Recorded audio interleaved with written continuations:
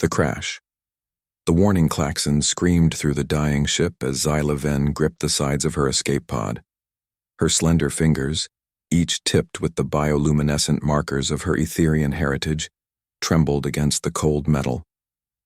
Through the small viewport, she watched her research vessel tear itself apart in the void, debris spinning off into the darkness like dying stars. Emergency protocol engaged, the pod's computer announced in the melodic language of her people.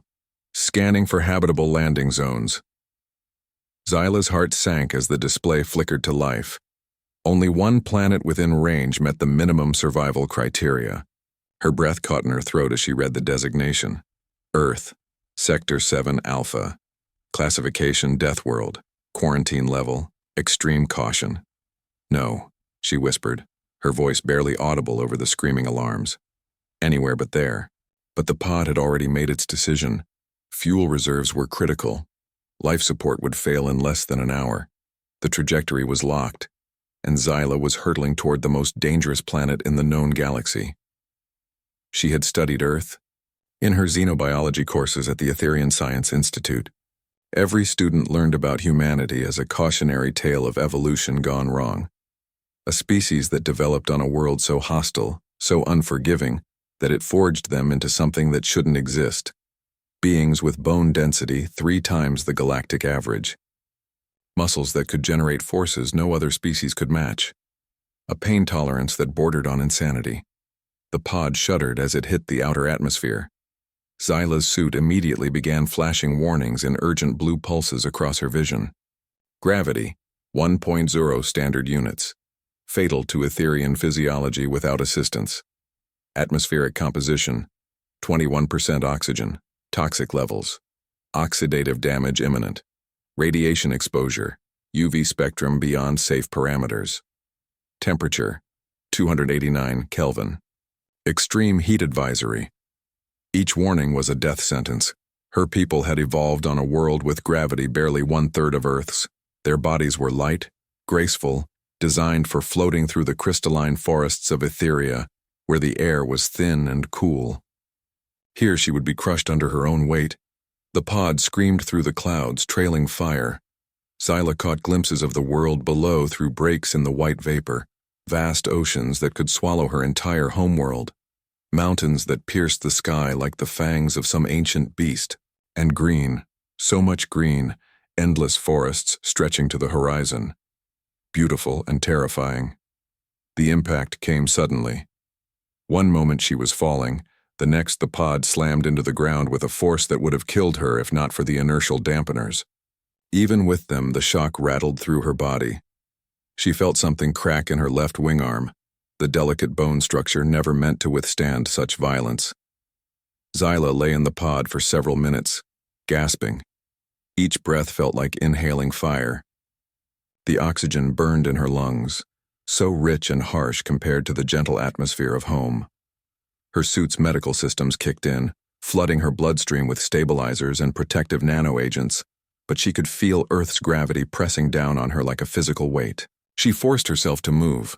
The pod's hull had cracked open, revealing a gap just wide enough to crawl through. Beyond it, she could see towering trees unlike anything in the galactic databases.